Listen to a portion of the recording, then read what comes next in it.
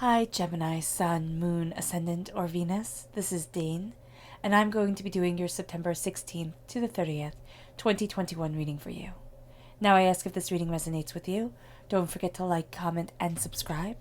And if you're interested in any of the cards that I'm using, they will be listed and linked in the description box below. Now before we begin this reading, let us clear the energy space, raising our own energy vibration and releasing any negativity. So take a nice deep breath in, exhaling whenever it feels comfortable for you.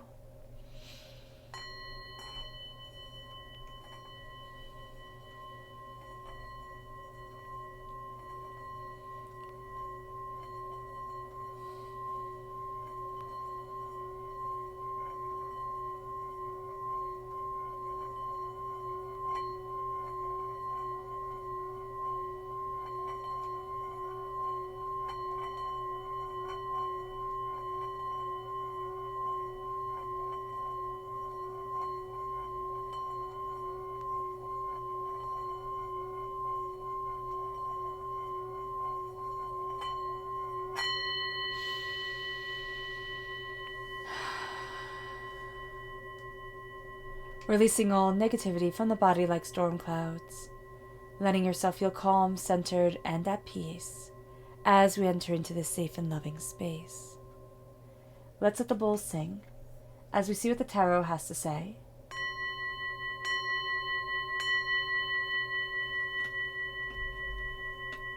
Gemini, September 16th to the 30th, 2021, Gemini.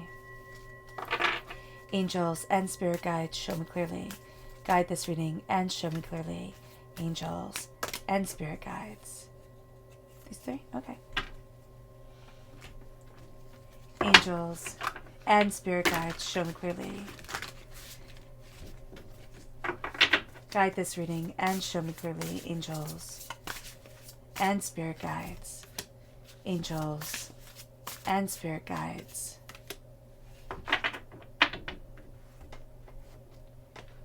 Angels and spirit guides, show me clearly. Guide this reading and show me clearly. Angels and spirit guides. Angels and spirit guides. Angels and spirit guides, show me clearly. Guide this reading and show me clearly. Angels and spirit guides.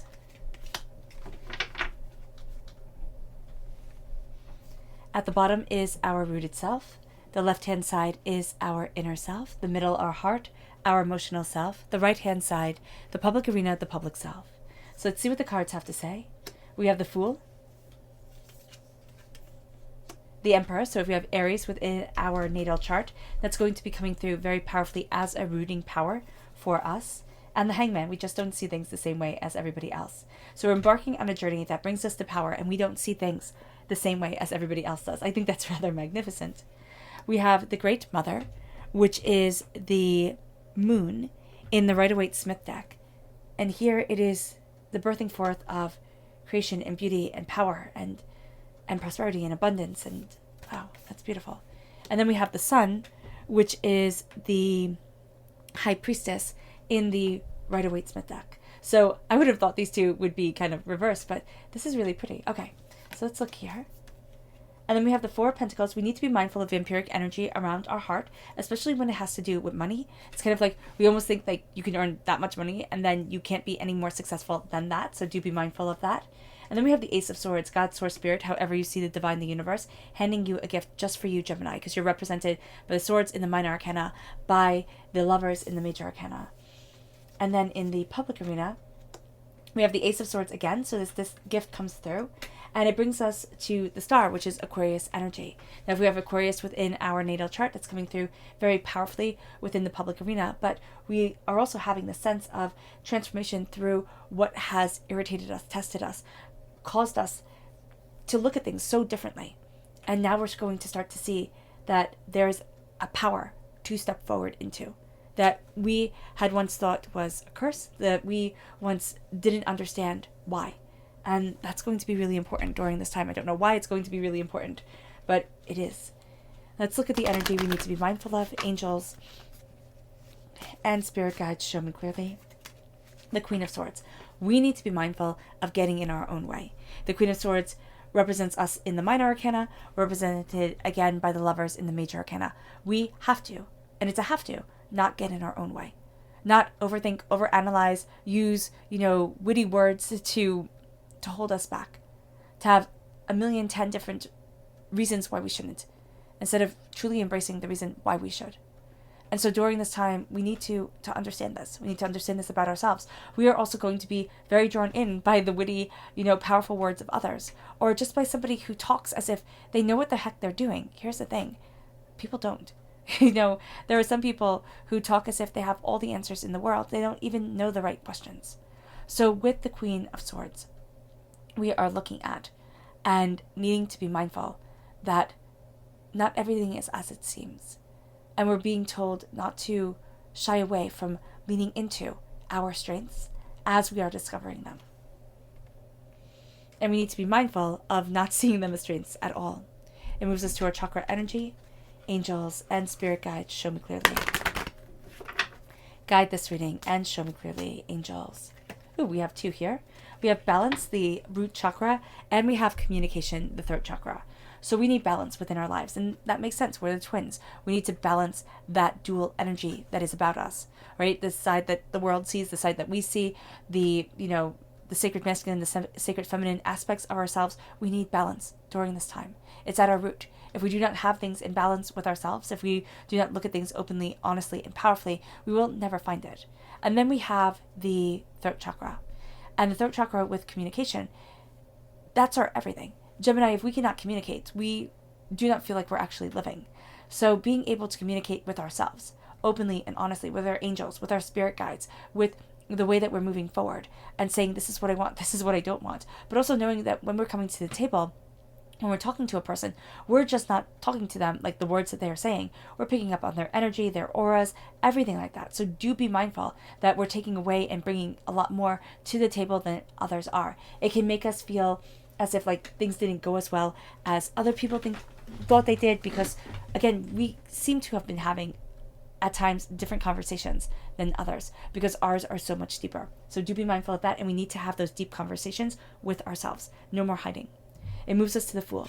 And if you've watched this channel before, if you know my readings, you know that whenever I see the Fool, it is always the beginning of the hero's journey, because there is nobody who jumps in, who says, this is what I'm going to do, and can become a hero without first being thought of as a fool.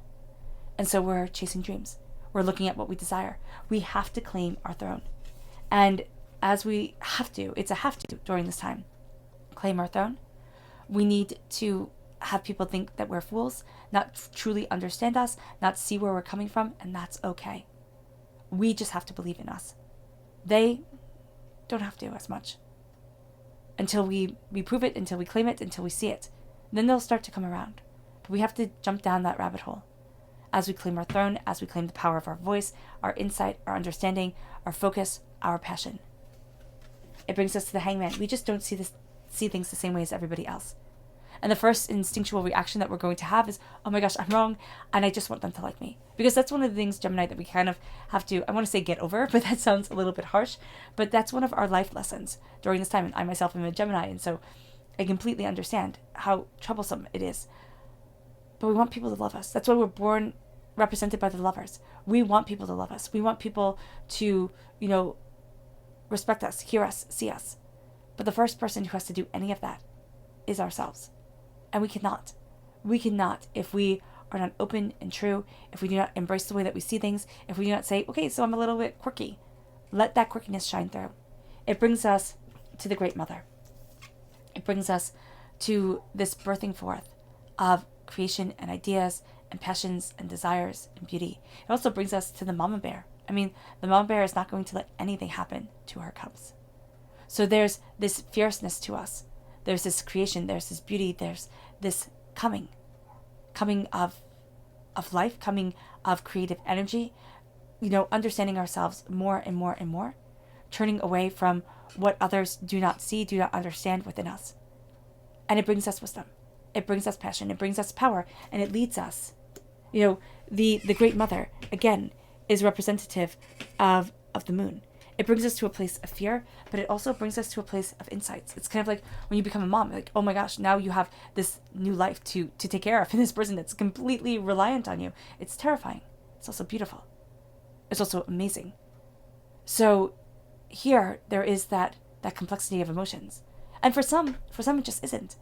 It isn't what they were put on this earth to do. And you know what? I think more people have to say that's okay. And so here, we embrace our strength. We embrace our power. We embrace our wisdom. We embrace who we are and what we want and what we need. Now, whether this is very much, a scene with a child in it, but our creative energy needs to be birthed forward. Our understanding of ourselves, the sense of looking at the shadows, looking at the fear, and saying, I see you. I can name you. You do not get to rule me. And it brings us to the sun. And the sun is representative in the, major arcana, in the Rider-Waite-Smith deck, of the High Priestess. They have a heart here at the center. Here rises the sun. Here rises your passion, your beauty, your intuition, your power, your greater understanding of self. Here rises your heart.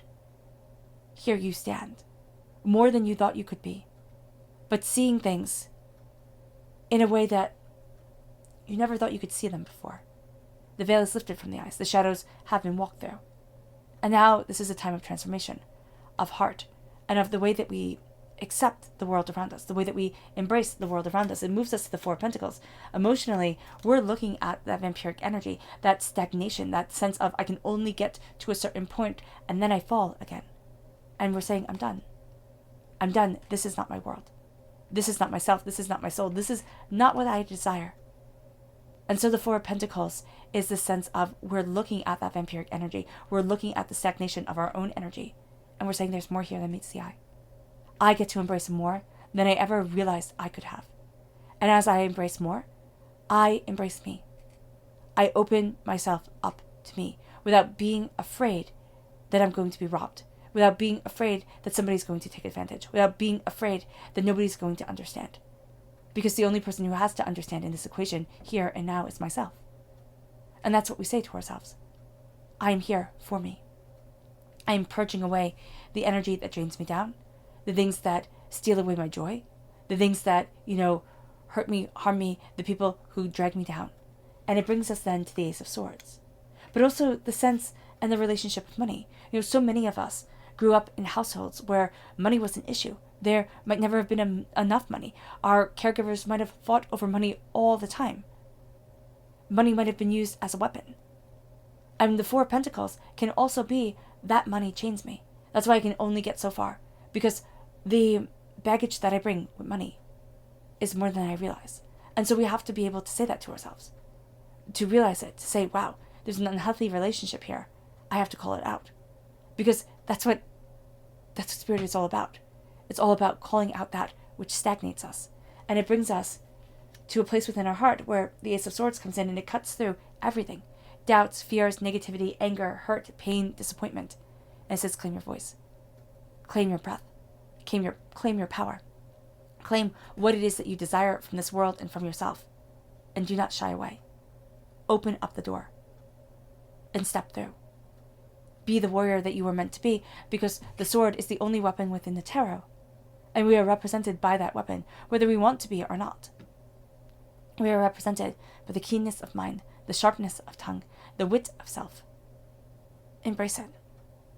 Understand you. And open up the door. It brings us to the Ace of Swords. Again, in the public arena, it's going to be our voice and our words that are our greatest allies and our greatest weapons during this time. It's cutting through the cobwebs. It's cutting through the way that things were supposed to be and embracing the way things are. Warts and all, imperfections and all. And so here, we cut through that which denied us, hurt us, held us back, kept us impoverished. And we start to see that there is light at the end of the tunnel. The star comes into play. And I love the oyster here with the pearl. But do you know how pearls are made? Pearls are made by an oyster getting a piece of sand in their mouth. And it is so irritating that they coat it with mucus and coat it with mucus and coat it with mucus so that they protect themselves from that irritant. What is oyster spit to an oyster, and they think it's nothing, is valuable to us as human beings because it is rare. But this is something that is so annoying that an oyster spends its existence trying to get rid of it. And so we are seeing beauty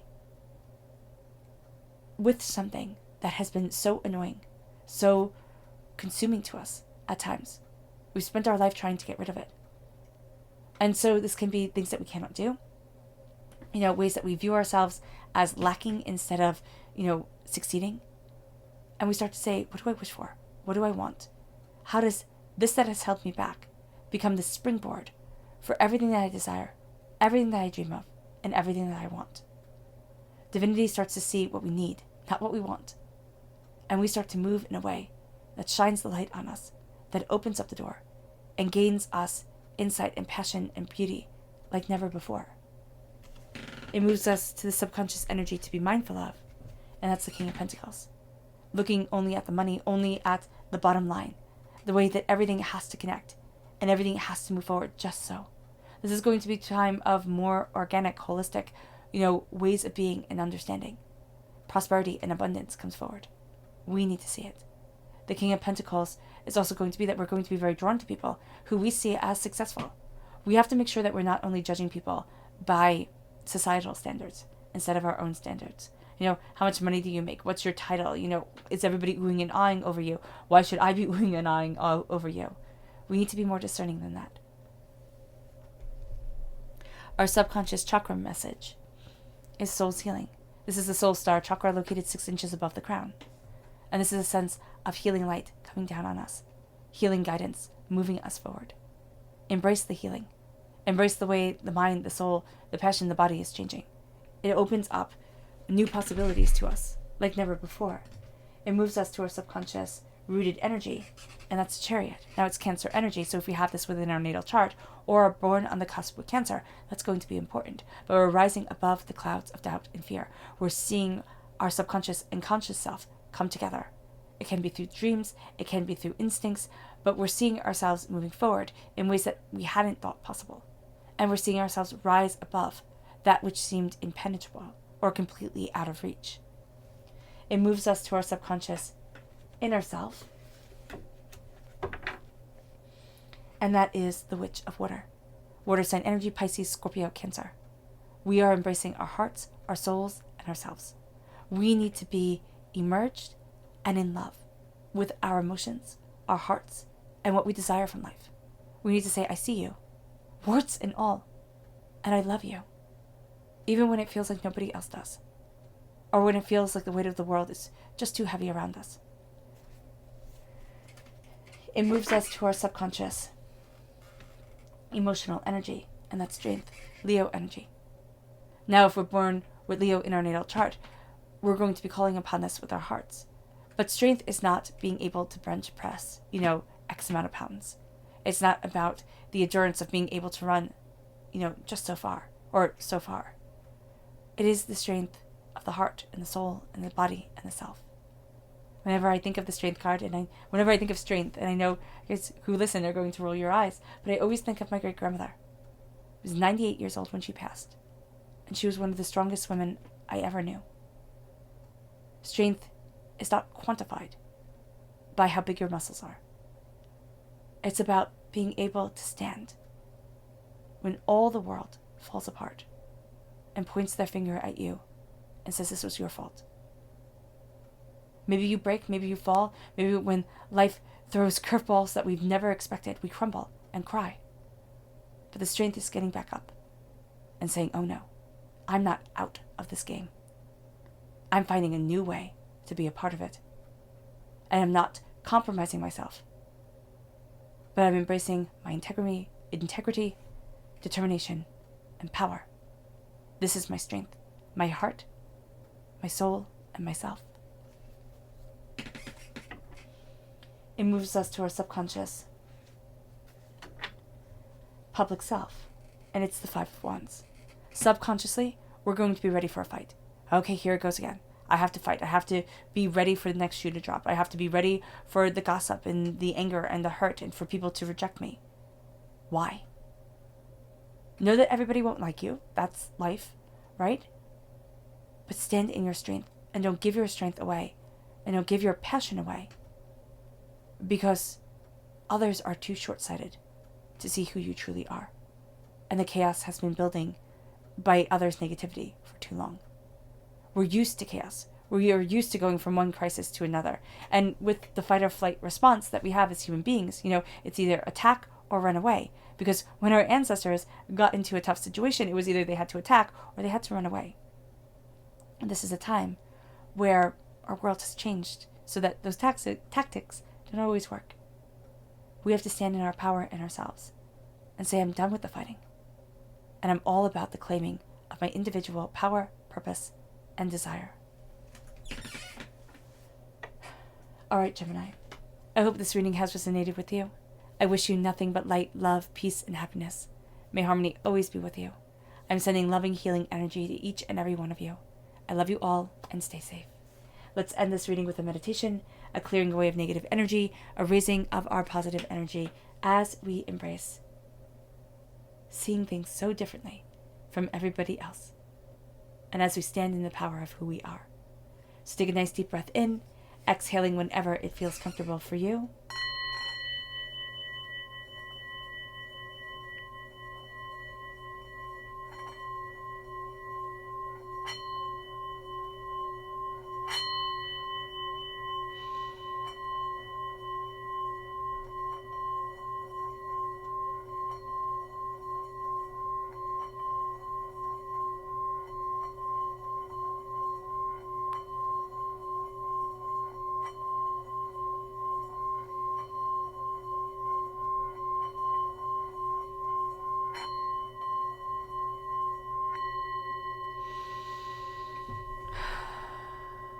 May you move forward in peace and in harmony, Gemini.